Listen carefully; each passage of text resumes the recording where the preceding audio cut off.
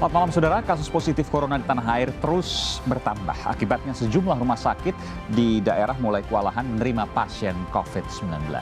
Penambahan kasus positif ini juga dipicu oleh varian Delta yang lebih cepat menular. Kami akan membahas selengkapnya di Sapa Indonesia Malam. Saya Aiman Caksono.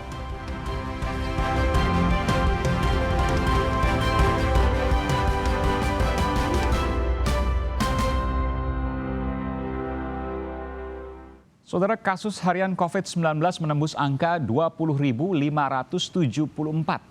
Paling tinggi sejak pandemi yang pertama kali masuk di Indonesia pada Maret 2020 tahun lalu. Dampaknya, keterisian rumah sakit di sejumlah daerah hampir penuh dengan angka keterisian hampir seluruhnya di atas 80% di Pulau Jawa.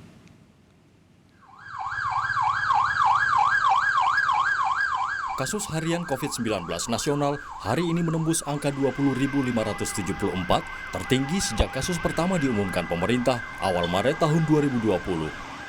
Lonjakan kasus beberapa pekan terakhir membuat keterisian rumah sakit rujukan COVID-19 penuh di sejumlah daerah dan menambah angka keterisian rumah sakit secara nasional lebih dari 65%.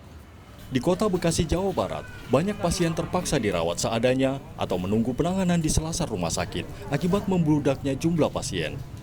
Pasien yang tidak tertampung di Rumah Sakit Dr. Hasbullah Abdul Majid Kota Bekasi akhirnya dirawat di tenda darurat yang didirikan BNPB dan pihak rumah sakit. Di Surabaya, Jawa Timur, keterisian bed ICU yang dilengkapi ventilator melonjak hingga 95% dan 80,8% untuk bed ruang isolasi. Sementara di DKI Jakarta dan sekitarnya kini mencapai 90%. Pihak Kementerian Kesehatan langsung menambah 3 rumah sakit di bawah Kemenkes sebagai pusat penanganan COVID-19. Walaupun secara rata-rata nasional angka keterisian tempat perawatan itu adalah 67-68%, di beberapa daerah kita melihat bahwa angka keterisian tempat perawatan itu sudah mencapai angka di atas 80%. Kita melihat di Yogyakarta dan di Jawa Tengah itu sudah mencapai 85%, di Banten itu 87%, di Jawa Barat itu 8%, dan di DKI Jakarta itu mencapai 90%. Terutama di daerah Jakarta dan sekitarnya, maka kemudian Kementerian Kesehatan mengambil kebijakan untuk kemudian menunjuk 3 rumah sakit vertikal yang berada langsung di bawah kewenangan Kementerian Kesehatan untuk dikhususkan sebagai rumah sakit yang melayani kasus COVID-19.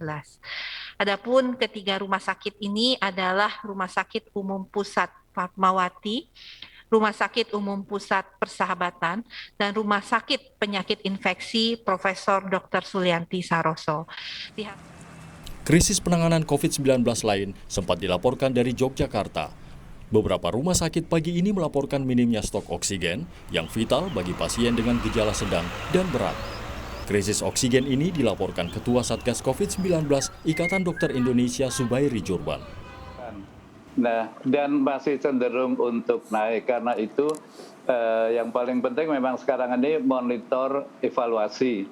Kalau kemudian setelah beberapa hari kenaikan tidak bisa dihambat, ya harus diperketat lagi aturannya. Tapi contohnya yang hari ini, yang mengapa saya optimis, tadi pagi itu ada masalah di Jogja. Oksigen habis di beberapa rumah sakit. Nah, saya segera angkat ini ke media sosial dan juga ke teman-teman di ID. Di Jakarta, persiapan ruang isolasi terpadu mulai dikebut Pemprov DKI Jakarta untuk mengatasi keterbatasan ruang rawat dan isolasi. Salah satunya di Masjid Kiai Haji Hasyim Asy'ari, Jakarta Barat, dengan kapasitas sekitar 100 tempat tidur. Tim Liputan, Kompas TV.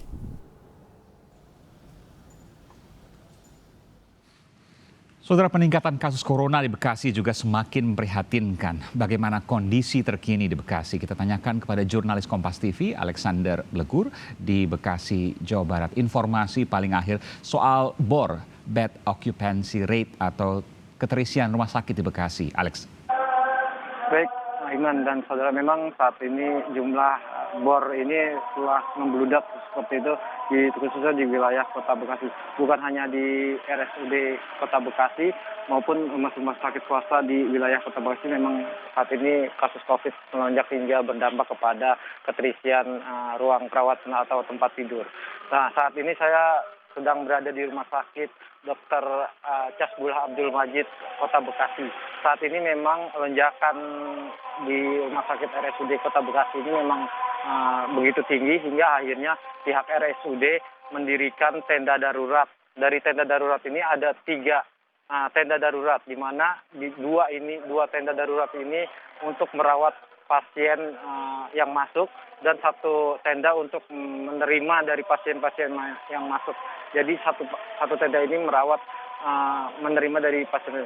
Dari 3 tenda ini sebenarnya difungsikan untuk sebagai ruang triase, di mana memang ruang triase ini untuk membaca atau mengetahui apakah pasien yang masuk ini terindikasi COVID-19. Jika memang pasien yang masuk terindikasi COVID-19, nanti akan dibawa ke ruang IGD yang memang telah dipersiapkan dan dijadikan sebagai ruang rawat inap dengan daya tampung sebanyak 100 pasien. Sementara bagi pasien yang tidak terindikasi COVID-19 akan langsung dibawa ke ruang rawat inap bukan COVID-19. Aiman. Iya, saya melihat di sana memang ada pasien yang masih menunggu. Saya mau konfirmasi, ini ada juga IGD-nya sudah tidak cukup sehingga harus dirawat di tenda, dan juga ada beberapa yang ada di lesehan begitu ya, di bawah. Itu Anda bisa ceritakan, Bung Alex? Baik, memang saat ini ruang IGD ini memang sudah penuh seperti itu. Jadi memang ada pasien yang masuk ke RSUD Kota Bekasi karena memang dari 3 tenda ini telah terisi penuh sebanyak 30 pasien dengan menggunakan tempat tidur file bed seperti itu. Dan jika memang masih banyak pasien yang masuk, mereka akan sementara dirawat dengan menggunakan kursi roda seperti itu, Aiman. Dan jika memang saat ini memang jumlah dari pasien tersebut masih terus masuk ke RSUD Kota Bekasi, karena memang RSUD Kota Bekasi ini menjadi rujukan rumah sakit COVID-19. Sementara itu pihak RSUD masih terus bekerja sama dengan Dinas Kesehatan untuk membawa pasien-pasien yang terindikasi COVID-19 jika ke rumah sakit swasta lain yang memang masih kosong seperti itu, Aiman. Ya, berapa orang yang Anda lihat? Apakah masuknya ini tiap jam pasti ada pasien baru atau beberapa jam sekali? Bagaimana pengamatan Anda? Ya, memang saat ini RSUD Kota Bekasi merawat sebanyak 360 pasien COVID di RSUD. Dengan rata-rata 62,5% merupakan warga ber-KTP Kota Bekasi. Sisanya itu dari luar Kota Bekasi.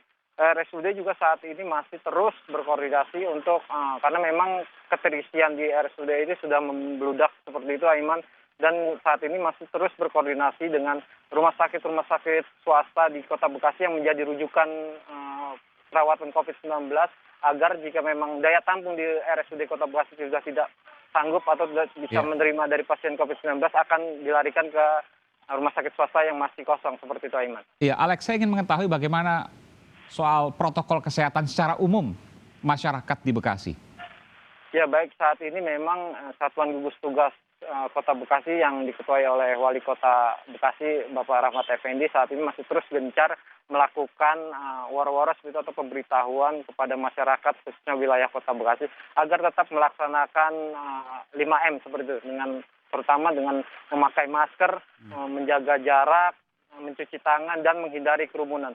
Bahkan beberapa perwilayah dari tingkat kecamatan maupun kelurahan masih terus melakukan penertiban terutama pada jam malam seperti itu hingga pukul 20. Adanya kerumunan akhirnya dibubarkan oleh para petugas gugus tugas untuk menghindari atau meluasnya penyebaran COVID-19 di wilayah Kota Bekasi, mengingat memang peningkatan di Kota Bekasi ini makin meninggi seperti itu, Aiman.